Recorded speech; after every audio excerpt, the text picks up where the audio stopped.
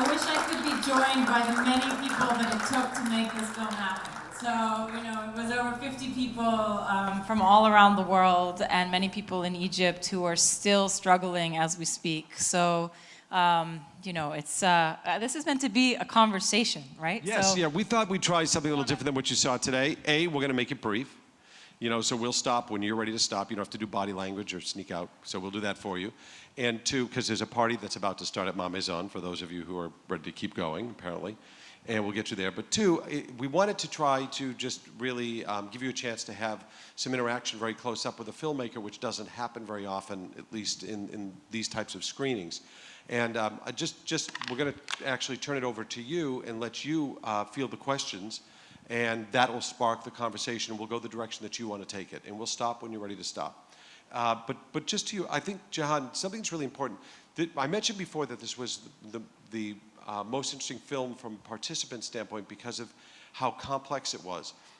Something very unique happened. When the film premiered at Sundance and won the Audience Award at Sundance, which is a very big thing to get into Sundance alone, but then to win the Audience Award, which is the most important award at the festival, something very strange happened afterwards in which the filmmaker decided that we're not going to release the film. We're taking it off the market. And give us a little perspective as to why, what happened afterwards and what went on that then brought you from that point to where we are.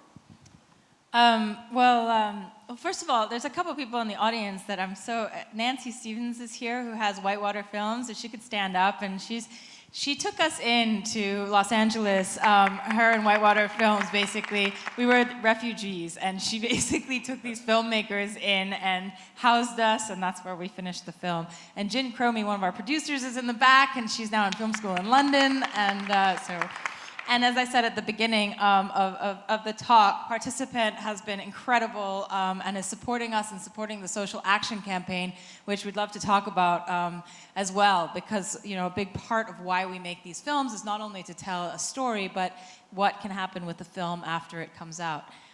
So to answer the question, we thought we were making a film about, initially, we thought when Morsi was elected, we thought that we had a storyline, which was a very direct storyline, which was about the bringing down of Mubarak, the dictator, the president, to the election of a new president, Morsi. And we applied to Sundance with that film. We got into Sundance, which we felt very lucky for. And we'd been operating on fumes for 2 years, and so our entire crew was very excited about it. But as we were on our way to Sundance, literally 2 weeks before the festival, people were back in the streets again saying Morsi is using the tools of democracy to create another dictatorship and using religion. And this was very upsetting to most of the people in the film, including Magdi, the Muslim Brotherhood character.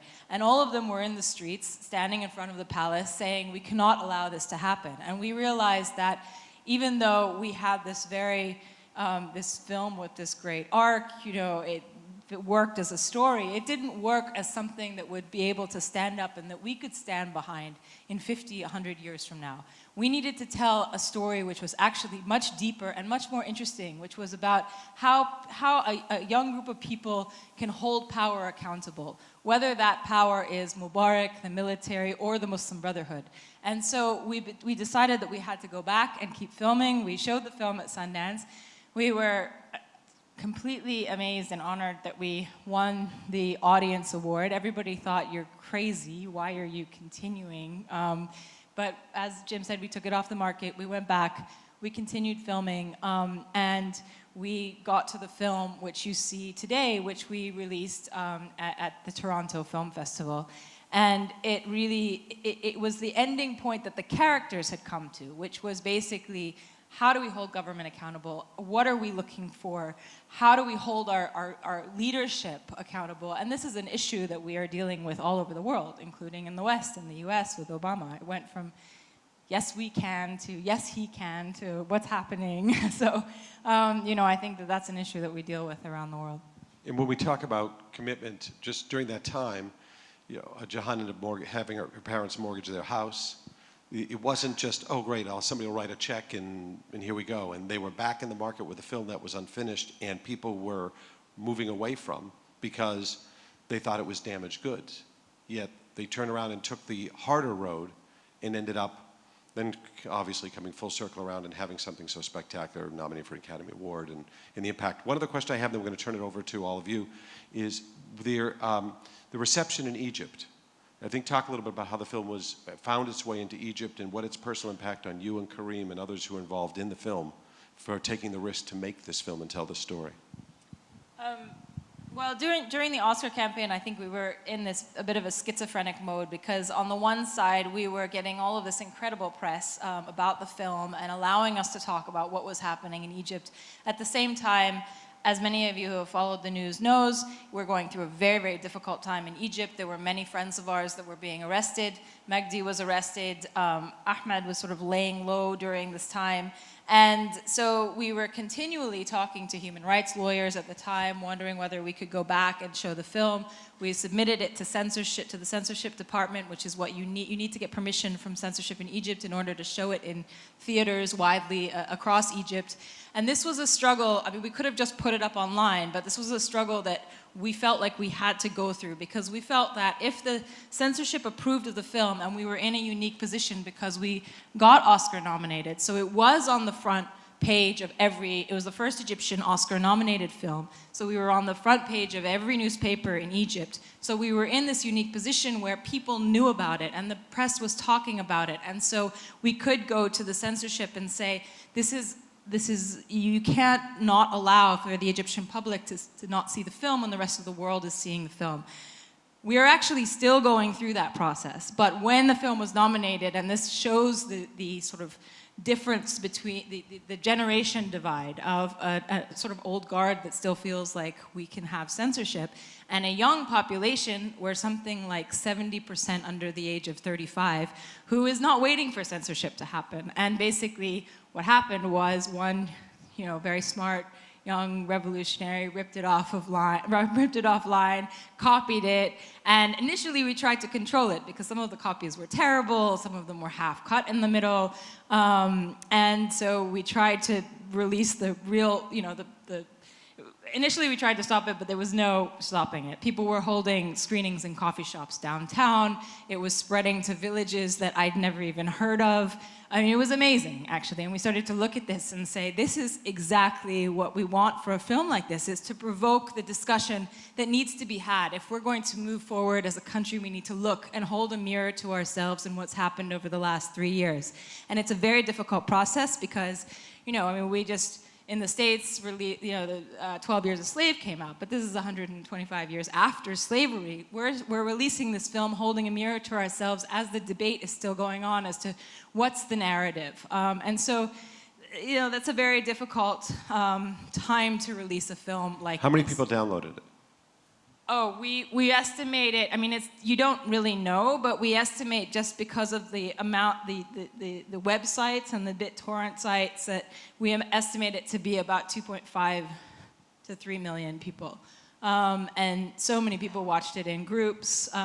With that type of visibility, what happened to you personally going into the country? Well, I'm maybe going to go back in about a week. In any country that's going through transition like this, it's very unpredictable. My family's there, so it's very important for me to be able to keep going back. But, I have a friend who is definitely not a terrorist and who's been, just sentenced to 3 years in prison. And so you don't know in these situations whether you're on a list or not on the list. So we're in the process of figuring that out. And Jehane's playing down the fact that she's been detained, and gone through a lot of personal sacrifice in terms of making sure that this film hits the market. We thought we'd turn it over to you. You've been very nice to listen up, so we'll pass it around if we can. And from this point, it's your conversation the way you want to have it. Thank you very much. An amazing film, an amazing event. I want to extend the question that was asked a moment ago about the effects or how the film was being received in Egypt to how the film was being received elsewhere in the Arab world. Because Egyptian cinema has always been at the heart of Arab cinema. What's the situation now? Well, it's fun traveling around the Middle East because people always look to Egyptians and always feel like we have a great sense of humor because so much comedy has come out of Egypt. So people are always making jokes with us, you know. And most people understand Egyptian Arabic because of Egyptian cinema, and you're exactly right, you know. I mean, I stand on the shoulders of many fantastic Egyptian directors. The situation now, in terms of the reception of the film, is that we've had incredible support from young people across Egypt. We're still working on distribution across the Arab world, and that's part of actually what we're doing with the social action campaign. Our social action campaign is three-pronged. We're working with Participant in North America, and we're doing a study guide to go along with the film. I mean, the goal is not to make everybody into Egypt activists, but to look at what's happening in the Middle East, but also what's happening with community organizing and what's happening, in your square. And that's what the sort of study guide is. And we're also building a toolkit, which we've tested in places like Kiev and Mexico City. And part of the toolkit is, and we hope to take it in places around the Middle East where there aren't many, where you can show it in squares and where you might not be able to get it into theaters. And part of the toolkit is this bicycle cinema, which I'm going to show a video of this tomorrow at a presentation I'm doing, where basically somebody rides a bicycle and it powers the projector, and so you can have a screening in the middle of a square, similar to what you saw with Cinema Tahrir, which was what Khalid was showing. And then thirdly, we're looking for partners to look at, what is the square that we want to create online? Because there's so many people who are currently seeing the film, using it as a tool for conversation, and talking about what kind of future are they imagining that they want to see for the future of their country. So it's really sort of being used as a starting point. But we're just at that place now where we're expanding into the Middle East, because the film was released with Netflix online. That did not include the Middle East. So we're currently looking and talking with partners that are going to help us get the film out across the Middle East. And any ideas, obviously, Jehane and I will be around. Happy to get you to the right people who are managing this. Because we're right at that place right now where we're moving into the social action component. So it's a wonderful time to be here because we would love to talk with partners who are interested in working with us. Questions?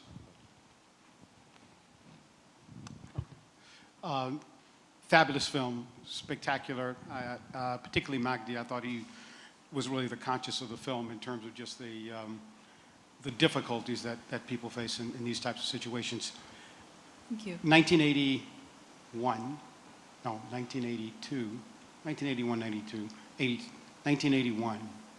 I was in Egypt. Sadat gets assassinated. I was doing research in infectious disease and surgery. Military rule is declared, martial law.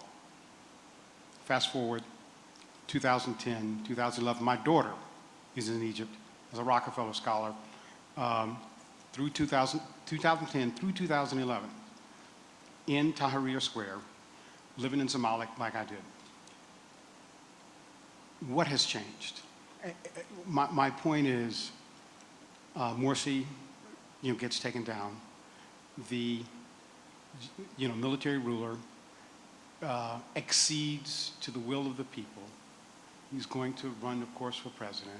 He will win. And my question is, on the arc of change, where are we at in the continuum of Egypt's history, and what is it going to take to move that arc further? Well, thank you for your question. I can give you my thoughts personally, but I'm sure there are many people here at this conference that can actually answer this question better than a filmmaker can. But I can tell you my personal thoughts. Watching this is that, what I learned is that really change is, it's like a few steps forward, 2 steps back, and it's always the dedicated few. It's always these people that are continuing to push and to push. And our responsibility as a global community is to support those people, to not allow them to languish in prison, and to continue to support the, rather than picking the leader, that we're going to stand behind. It's picking it's choosing to support freedom of speech, to support human rights. And as you know, in Egypt, this is a huge problem right now. my personal opinion in terms of what's happening with the military and Sisi running for president and taking over, you've seen how for 50 years the Brotherhood was able to gain such power without having one political post. And the minute that they took all political power, in 1 year, they lost so much support because they took everybody blamed all of the problems of Egypt on the Brotherhood, fairly or unfairly. And what's happening right now, I think, is that the pendulum is swinging in the complete other direction, and a similar thing is going to happen to the military. We need to get to a place where the government doesn't make it into a two-legged race for whoever's in power and a one-legged race for everybody else. It needs to be a pluralistic society where everybody is involved in the government. And I feel like we're swinging to the other side of that pendulum, and hopefully we'll find ourselves somewhere in the middle. But we're on year 3, and it took 20 years for the U.S. to get from revolution to constitution. So I feel like we're early on in the process. And my hope is when I see people like Ahmed. Ahmed is still positive. He is still optimistic. He's not going to give up on this belief in this country that he knows that he can get to. And there are many others that are like him. Great country, great country. Thank you. Thank you for the film. Very moving for me as well, coming from the States and particularly the Bay Area, Berkeley areas have brought back a lot of old memories. What can you say about the economic and the business climate now, or throughout all these changes and instability? We're in a very, very dark period economically in Egypt. People are without jobs. There's so many people that have been educated and are not finding jobs. And so, the worry is when you have a place like, Saudi Arabia offering, $20 billion or whatever to support Egypt, it's a very complicated question, but we're in a very difficult time. In particular, one of the most troubling things is the amount of unemployment under age 25 for the historically largest population, not only throughout the Middle East, but particularly in Egypt. And that's where the biggest opportunity for destabilization could occur. So one more question, and I think we'll let you get to the parties. Or 2 quickies. Great film, Jehane. Thank you very much. While all of this was going on, we were glued to the TV, and I had a cousin who was out on the streets sort of sending us images from her cell phone that were completely contradictory to what was being viewed on BBC, Al Jazeera, and so on. It was outrageous. Have you had negative media impact on your film as well?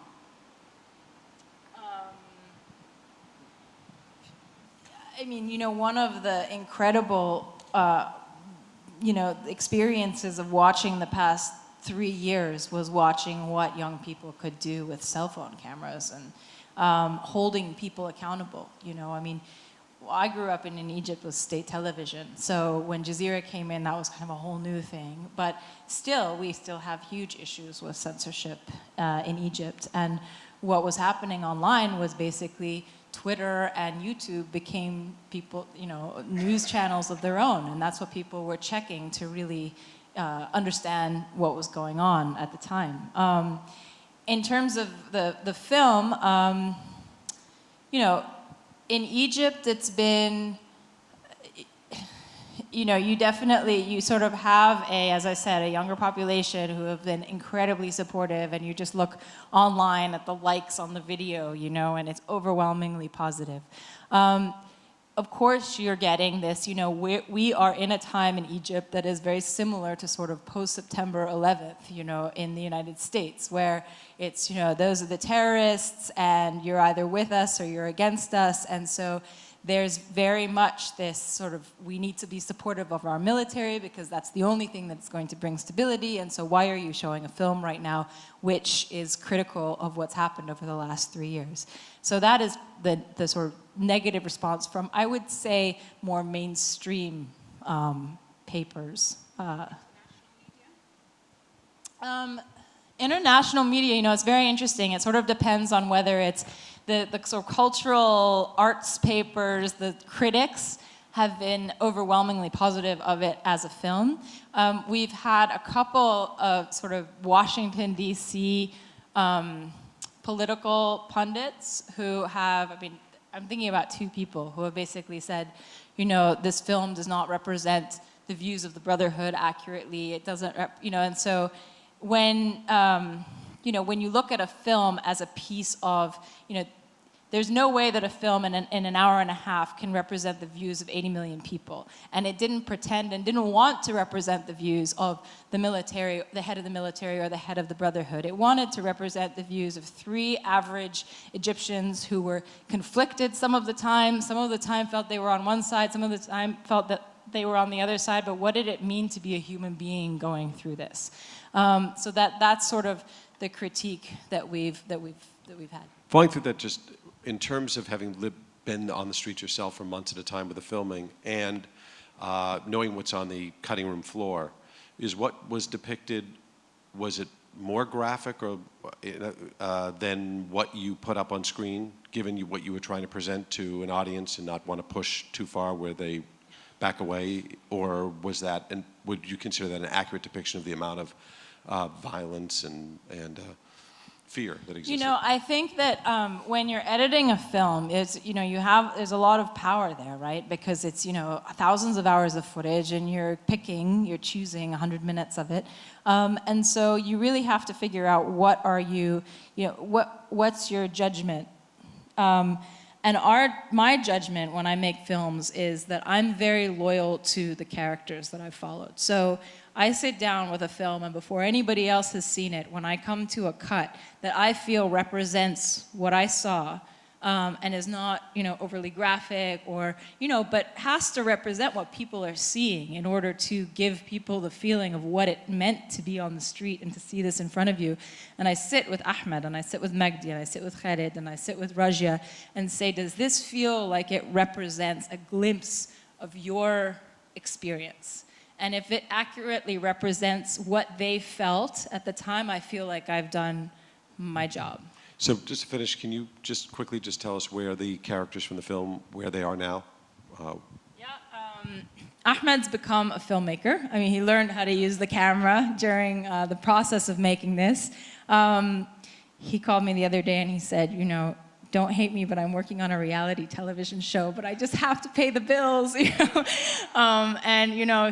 he's doing that, but he continues to be, he's become, star of downtown. He's stopped by girls in the street who take pictures with him all the time. And it's also a lot of pressure on him because a lot of people are coming to him and saying, well, what now? What do we do? Magdi is finally back to his house, but he spent the last really 2 months in hiding as members of the Muslim Brotherhood have been targeted. His house was raided by the state security. And Khalid is continuing his acting and filmmaking. Rajia is still working in the prisons every single day. She's, the human rights lawyers are really the unsung heroes of these uprisings and these revolutions. She got me out of prison twice, but she's getting 300 people out per week. She's working tirelessly pro bono. She's amazing. So that's really where they're. Ammar, the graffiti artist, he is an incredible character. We met him and he became quite famous because he would continue painting along these walls of the streets of downtown Cairo as the tear gas was going off, as the bullets were flying, and he just wouldn't stop. And he would paint people that had been killed. It was this kind of attitude of, if you're not going to show it on television, we're going to upload it online. And if you take it down off of line, we're going to paint it on the walls. And if you whitewash our walls, we're going to tweet it out. It was this, and you look at the revolution and politically, it seems like, we're in a difficult time, but culturally what's happened is there's been an incredible explosion, which is still happening, and Ammar represents that. And he's also very funny. He would be interviewed by journalists that would come in, foreign journalists would say, "This is amazing. Egyptians are expressing themselves on walls for the very first time." And he would say, "Well, we've been doing this for 5,000 years, but, we are expressing ourselves." And so he's quite a funny character. And, he's the guy who continually paints the murals throughout the film. And he's continuing to paint. He's traveling around and we're trying to bring him over to the States to do a collaboration with graffiti artists in the US. So they're all not in jail, which is really good. And they've been, going and doing sort of private screenings of the film and talking afterwards. And then the one other update is, I think that, if I'm correct, the director married the producer of the film. So which is that's a the other nice thing that happened. Yeah, so that was a good thing. Yeah. So there was one bit of a happy ending. I met the producer in the square, and, And it had to end in marriage. When somebody gets you out of jail twice, He's a great guy. You have to marry we them. thought is, since just a few of you left, if you have some individual questions, Jehane will stay here for a few minutes. But thank you all so much for coming. And Jehane, congratulations again on an amazing film. Thank you very much for coming.